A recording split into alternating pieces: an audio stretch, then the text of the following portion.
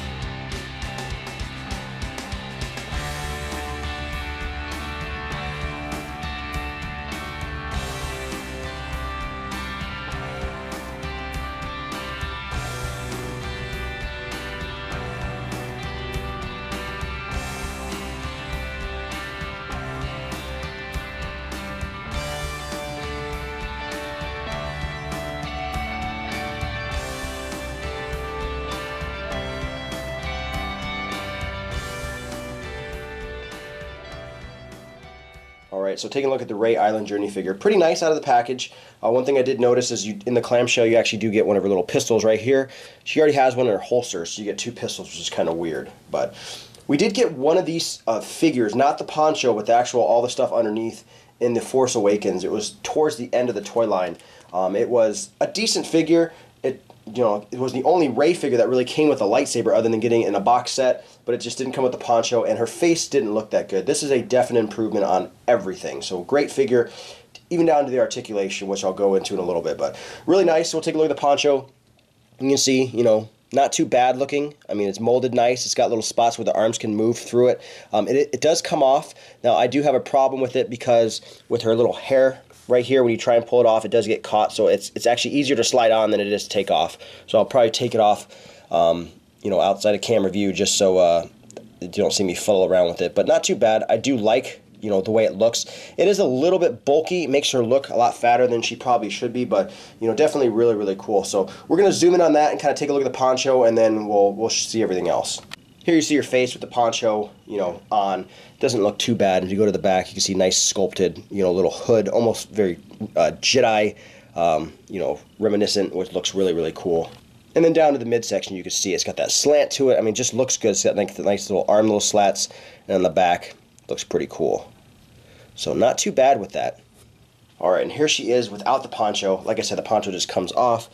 It is cool looking, but it is a lot easier to just slide over, mainly because of her little nubs on her hair. But really, really nice. So you can see she comes with that lightsaber. She's got that pistol in her holster, which we'll take a look at in a little bit. But articulation, so she moves at the head. She moves at the upper arms. She rotates at the elbow, which is pretty amazing on both arms. You don't really see that very often. No waist articulation. She doesn't move with the legs. No ankle or anything else. So not too bad. She's got those 2 extra articulations, which is good. It's definitely really nice to see that. Lightsaber looks really, really cool. I like that you can kind of, tilt her arm out, take a look at it. Looks really, really nice.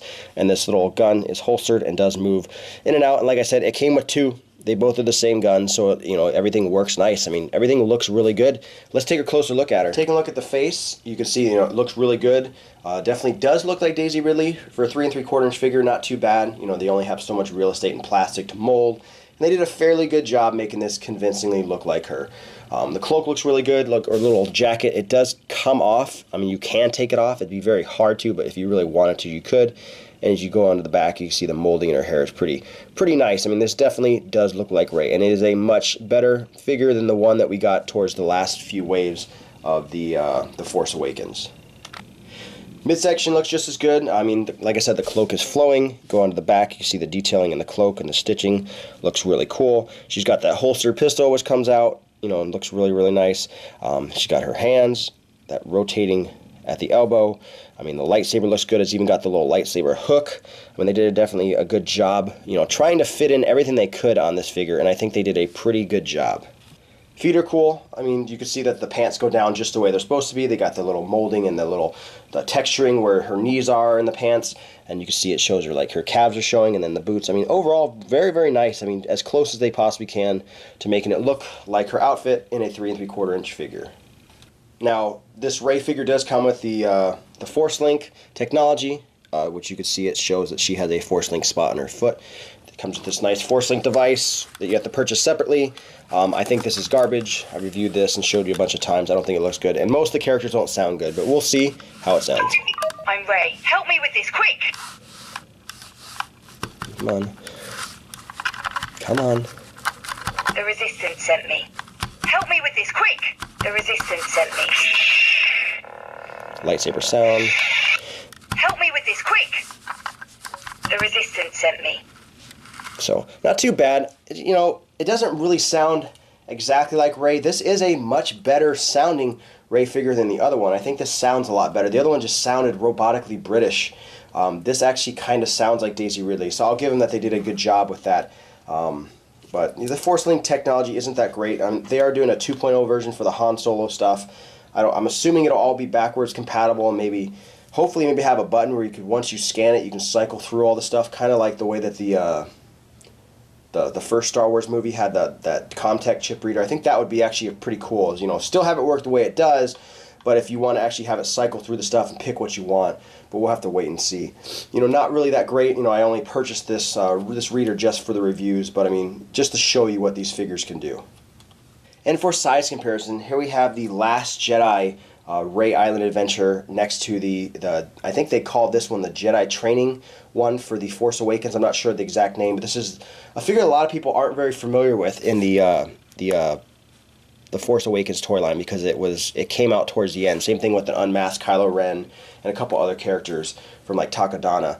But you can see that the color is a little bit off. I think the one on the left, The Last Jedi, is a much better coloring, and the face is just much better on the one on the left. The Last Jedi did a much better job, and they the articulation, you get those extra arm articulation movement, which is really nice. The only thing that the Force Awakens ones has on top of the Last Jedi one is that her handle on her pistol is actually painted black. You can barely see that.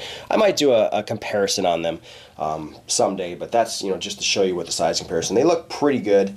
That you probably can pull their heads off and pop them onto each one if you really wanted to, but not too bad. Once again, this has been Jason with Violator Comics Collectibles. Any questions or comments, leave them in the comment section below. If you like the video, hit the like button, subscribe to our YouTube channel, like us on Facebook, and I'll see you guys next time.